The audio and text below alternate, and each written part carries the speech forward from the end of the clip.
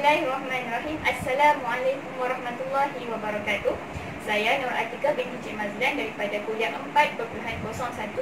Hari ini saya ingin berkongsi mengenai cara pembahagian harta faraid, iaitu harta pusaka. Baiklah, di sini saya bawakan satu contoh isu cara pembahagian harta pusaka. Isunya adalah seorang lelaki mati meninggalkan ahli-ahli warisnya, iaitu 4 orang isteri, 4 orang anak perempuan, 4 orang anak lelaki, ibu dan juga bapanya.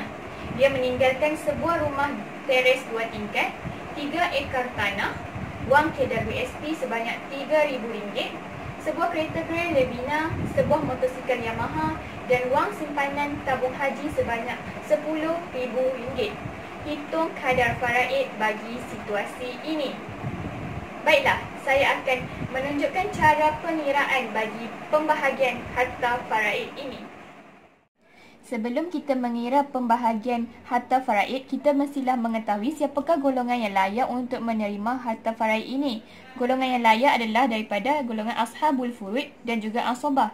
Bagi ashabul furud, iaitu terdiri daripada isteri, ibu atau nenek, ayah atau datuk, saudara perempuan dan juga seangkatan dengannya.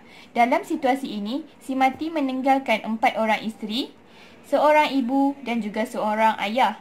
Untuk golongan asabah, terbahagi kepada binafsi, bil ghair dan juga ma'al ghair. Dalam situasi ini juga, si mati meninggalkan 4 orang anak lelaki dan juga 4 orang anak perempuan. Golongan asabah ini akan menerima baki harta faraid setelah golongan ashabul furud mendapat pembahagiannya.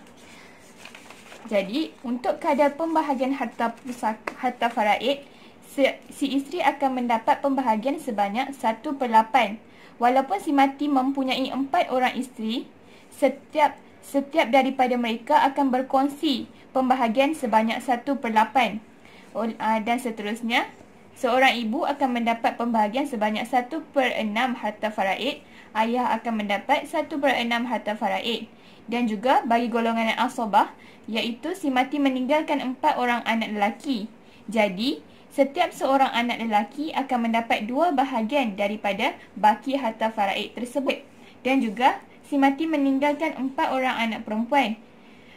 Setiap seorang anak perempuan akan mendapat 1 bahagian daripada baki harta faraid itu. Untuk harta yang ditinggalkan oleh si mati meninggalkan wang KWSP, kereta Grand Levina, motosikal Yamaha, 3 ekar tanah, sebuah rumah teres 2 tingkat dan juga simpanan tabung haji. Kesemua harta tersebut mestilah dijumlahkan bersama, mestilah ditambahkan untuk mengetahui harta keseluruhan si mati, iaitu sebanyak RM1,912,676. Ini adalah harta keseluruhan bagi si mati. Di samping itu juga, si mati juga meninggalkan hutang sebanyak RM5,000. Oleh itu, baki harta si mati, kita nak dapatnya daripada harta keseluruhan ni tolak dengan jumlah hutang si mati. Jadi baki harta sebanyak RM1,907,676. Bagi harta sepencarian pula adalah sebanyak RM953,838. Ini adalah untuk harta sepencarian tidak boleh difaraidkan kerana harta ini adalah harta si mati dan juga harta 4 orang isterinya. Oleh itu, baki harta yang ditinggalkan oleh si mati mestilah ditolakkan dengan harta sepencarian.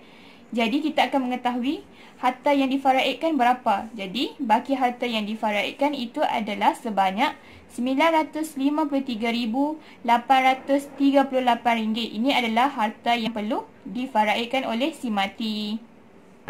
Seterusnya, untuk bahagian ashabul furud terdiri daripada isteri, ibu dan juga ayah. Isteri mempunyai pembahagian sebanyak 1/8 tambah dengan si ibu 1/6 tambah dengan ayah 1/6. Oleh itu, kita mestilah samakan pembawah dia, iaitu 24. 24 itu adalah asal masalah. Jadi, si isteri akan mendapat pembahagian sebanyak 3/24. Ibu dan ayah akan mendapat pembahagian sebanyak 4/24 untuk harta faraid ini. Sekarang kita akan masuk untuk pengiraan isteri mendapat berapa ringgit.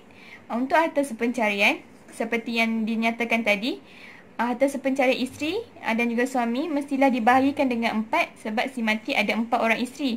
Jadi seorang isteri akan mendapat harta sepencarian sebanyak ini.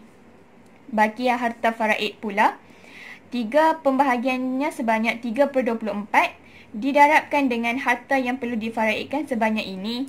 Jadi jumlahnya adalah sebanyak ini. Oleh itu, kita mestilah dibahagikan dengan 4 kerana si mati mempunyai 4 isteri. Seorang isteri akan mendapat harta faraid sebanyak RM29,807.43. Untuk si ibu pula pengiraannya adalah 4/24 didarabkan dengan harta faraid. Jadi ibu akan mendapat sebanyak RM158,973 dan juga si ayah pengiraan untuk si ayah adalah 4/24 didarabkan dengan harta faraid, jumlahnya adalah sebanyak ini.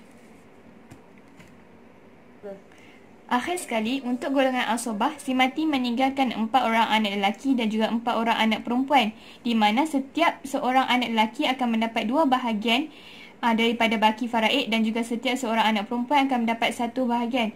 Oleh itu, 4 orang lelaki didarabkan dengan 2 bahagian akan mendapat 8 dan juga 4 orang anak perempuan didarabkan dengan 1 mendapat 4. Jadi, jumlah kedua-duanya adalah sebanyak 12 bahagian. Untuk kita mengetahui baki faraid, kita mestilah tolakkan dengan harta faraid sebanyak ini ditolakkan dengan harta yang isteri dapat sebanyak ini ditolakkan dengan harta yang ibu dan ayah dapat sebanyak ini. Oleh itu, baki harta faraid sebanyak RM516,663. Jadi, baki faraid ni kita kena bahagikan dengan 12 sebab dia ada 12 bahagian yang terdiri daripada lelaki dan juga perempuan. Bagi 12, dapat seorang anak akan mendapat sebanyak ini. Untuk anak lelaki, RM43,000 ini akan didarabkan dengan 2 sebab seorang anak lelaki mendapat 2 bahagian. Jadi, seorang anak lelaki akan mendapat harta faraid sebanyak ini. Dan juga seorang anak perempuan akan didarabkan dengan 1. Jadi jumlah harta faraid yang anak perempuan dapat sebanyak RM43,055.25. Jadi seorang anak perempuan akan mendapat sebanyak ini. Itu sahaja daripada saya tentang pembahagian harta faraid. Itu sahaja perkongsian saya mengenai cara pembahagian harta pusaka. Sekian, terima kasih. Assalamualaikum warahmatullahi wabarakatuh.